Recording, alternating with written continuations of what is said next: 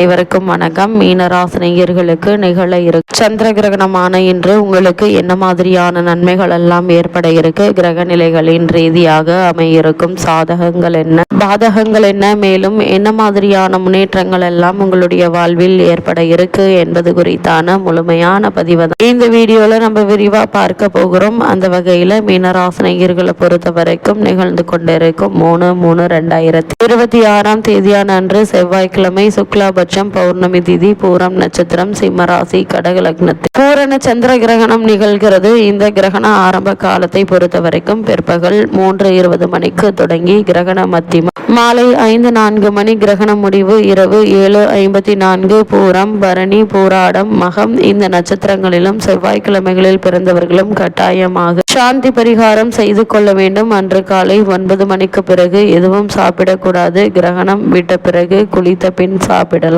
விசேஷ குறிப்பாக வயோதிகர்கள், நிரந்தர நோயுற்றோர், சிறு குழந்தைகள், கர்ப்பிணி பெண்கள் ஆகியோருக்கு விதிவிலக்கு உண்டு. சந்திர கிரகணத்தினால் ஏற்படும் தோஷ நட்சத்திரங்கள் மட்டுமல்லாது ஏனைய மற்றோரும் சந்திர கிரகண ஸ்துதியை 9 அல்லது 18 முறைகள் சொன்னால் சகலவித சோஸ்திரங்களிலிருந்தும் விடுபடுவர். அதே போல இத்தருணங்கள்ல வரும் மாதங்களில் காடு மலைகளில் முக்கியமாக வடக்கு திக்கில் நல்ல மழை பொழிவு இருக்கும். பல இடங்களில் நில அதிர்வுகள் இருக்கும். அது மட்டுமில்லாது செல்வந்தர்களுக்கு தொழில் மற்றும் பங்கு சந்தையில் பண இழப்பு ஏற்படுங்க.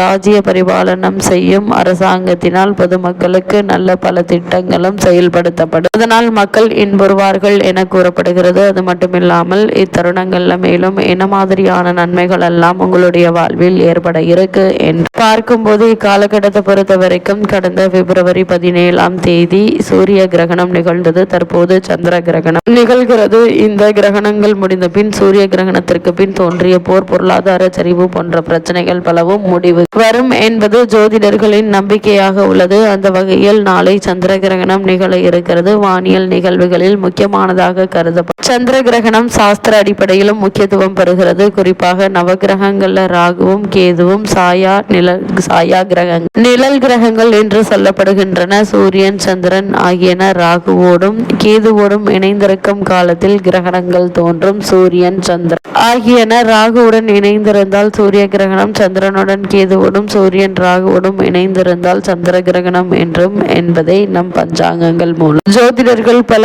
ஆயிரம் ஆண்டுகளுக்கு முன்பாகவே கணித்தார்கள். அந்த வகையில் அதாவது அமாவாசை நாளில் சூரிய கிரகணமும் பௌர்ணமி நாளில் சந்திர கிரகணமும் தோன்றும். அந்த வகையில் அந்த நாளை சந்திர கிரகணம் நிகழ இருக்கிறது. நாளை பௌர்ணமி மாலை 5:52 மணிக்கு நிகழ உள்ளது. இந்த நேரத்தில் சந்திரன் கேதுவோடு இணைந்திருக்கிறார். ராகுவோடு செவ்வாய் சூரியன் புதன் ஆகியோர் இணைந்திருக்கிறார்கள். இப்படிப்பட்ட கிரக சேர்க்கை மிகவும் அபூர்வமானது. சூரியன் ராகுவோடு இருக்கும் காலத்தில் கிரகணங்கள் வந்தால் அரசு, அரசாங்கம், போர் போன்ற விளைவுகள் உண்டாகும் என்பது நம்பிக்கை. அந்த வகையில் கடந்த பிப்ரவரி 17ஆம் தேதி சூரிய கிரகணம் நிகழ்ந்தது. தற்போது சந்திர கிரகணம் நிகழ்கிறது. இந்த கிரகணம் முடிந்த பின் சூரிய கிரகணத்திற்கு பின் தோன்றிய போர், பொருளாதார சரிவு போன்ற பிரச்சனைகள் பலவும் முடிவுக்கு வரும் என்பது ஜோதிடர்களின் நம்பிக்கை. அந்த வகையில் நாளைய சந்திர கிரகணம் முக்கியத்துவம் பெறுகிறது. பிற்பகல் 3:20 மணிக்கு கிரகணம் ஆரம்பித்து இரவு 7:53 வரை நிகழும். இந்த கிரகணம் இந்தியாவில் தெரியும்.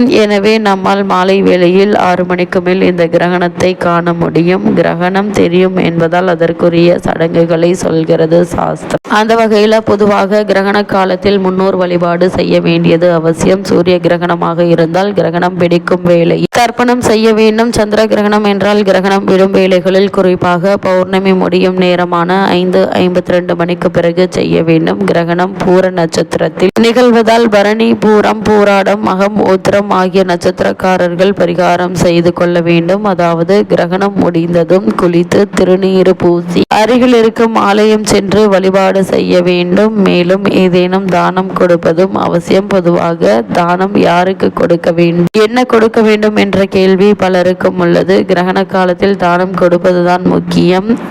மிகவும் முக்கியம். இல்லாதவர்களுக்கு நீங்கள் எது கொடுத்தாலும் அது தானமாக கருதப்படும். குறிப்பாக ஆடைகள், பணம், உணவு என ஏழைகளுக்கு தானம் செய்ய பன்மடங்கு நற்பலன்கள் பெருகும். அருகில் இருக்கும் ஆலயங்களுக்கு தானியங்கள், மட்டை, தேங்காய் ஆகியன தானம் செய்தால் மிகுந்த நற்பலன் உண்டாகும். அது மட்டுமில்லாமல் கிரகண வேளையில் மந்திர ஜபம் செய்வது விசேஷம். ஒரு முறை மந்திரம் ஜபித்தால் பல ஆயிரம் முறை ஜபித்த பலன் கிடைக்கும். மந்திரம் ஸ்திருதியாகும். அதேபோல் மந்திர உபதேசம் பெறவும் இந்த கிரகண காலம் உகந்ததாக அமைகிறது. கிரகண வேளையில் இறைவனின் நாமத்தை உச்சரித்து கொண்டு ஸ்தோத்திரங்களை பாராயணம் செய்து கொண்டிருப்பது சிறப்பு. அதேபோல் இந்த ஸ்லோகத்தை ஒரு காகிதத்தில் எழுதி கையில் வைத்துக் கொள்ள வேண்டும். குறைந்தபட்சம் 3 முறை இதை சொல்ல வேண்டும். 8 திசைகளையும் ஆளும் தெய்வங்களை போற்றும் இந்த ஸ்லோகத்தை சொன்னால் நமக்கு கிரகதோஷங்கள் உண்டாகாது என்ற நம்பிக்கை உண்டு. அந்த வகையில் மீனராசினியர்களுக்கு இந்த சந்திர கிரகணம் நிகழக்கூடிய இத்தருணங்கள்ல மேலும் என்ன மாதிரியான நன்மைகள் எல்லாம் உங்களுடைய வாழ்வில் ஏற்பட இருக்கு என்று பார்க்கும்போது, இத்தருணங்கள்ல மிக முக்கிய கிரகம் என்று சொல்லக்கூடிய சுக்கிரன்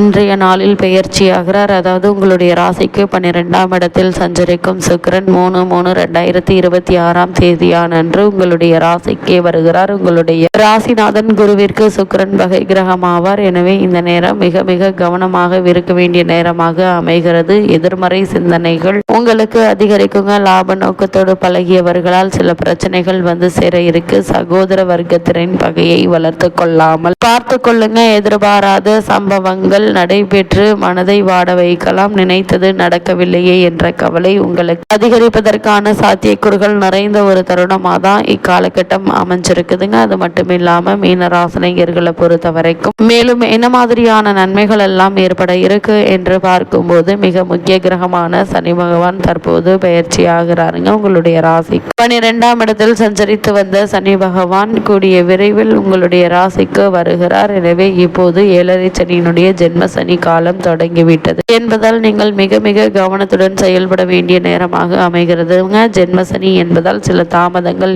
ஏற்பட்டால், ராசிநாதன் குரு என்பதால் காரியங்கள் கடைசி நேரத்தில் கைகூடி விடுங்க. இருந்தாலும் எந்த புது முயற்சியில் ஈடுபட்டாலும் அவ்வப்போது வழிபாடுகளை மேற்கொள்ளுங்க. அனுபவம் மிக்கவர்களின் ஆலோசனைகளை மேற்கொள்வது மிக மிக நல்லது என்பதை கிரக நிலைகள் மீண்டும் மீண்டும் தெளிவுபடுத்து. சனியினுடைய பார்வை பலத்தால் சகோதர ஒற்றுமை குறையும். உறுதிப்படுத்தப்பட்ட சில காரியங்களில் மாற்றங்கள் ஏற்படலாம். அதே போல் விரோதங்கள் வளராமல் பார்த்து கொள்வது மிக மிக அவசியம் என்பதை கிரக நிலைகள் தெளிவுபடுத்துது. அதே போல சனியினுடைய பார்வை சப்தமஸ்தானத்தில் பதிவதால் இல்லத்தில் சுப நிகழ்ச்சிகள் நடைபெற இருக்கு. இருந்தாலும் எந்த ஒரு காரியத்தையும் ஒரு முறைக்கு இருமுறை செய்யும் சூழல் உருவாகுங்க. சிந்தித்து செயல்பட்டால் சிறப்புகள் வந்து சேரும். சனி பகவான் வழிபாடும் விரதங்களும் உங்களுக்கு நன்மைகளை வழங்கும். அதே போல் மீனராசினியர்களை பொறுத்த வரைக்கும் இத்தருணங்கள்ல பொது வாழ்வில் உள்ளவர்களுக்கு எதிர்பாராத மாற்றம் வந்து சேரும். வியாபாரம் மற்றும் தொழில் செய்பவர்களுக்கு உழைப்புக்கேற்ற பலன் நிச்சயம் கிடைக்குங்க. இத்தருணங்கள்ல கிரக நிலைகளின் ரீதியாக கூறப்படும் பரிகாரம் என்ன என்று பார்க்கும்போது, வீட்டிற்கு அருகாமையுள்ள திருக்கோவிலுக்கு சென்று தானம் வழங்குங்க. அது மட்டும் இல்லாம முன்னோர்களுக்கு திதி தர்ப்பணம் கொடுத்து வழிபடுங்க. எண்ணற்ற நன்மைகள் உங்களுடைய வாழ்வில் ஏற்படும்.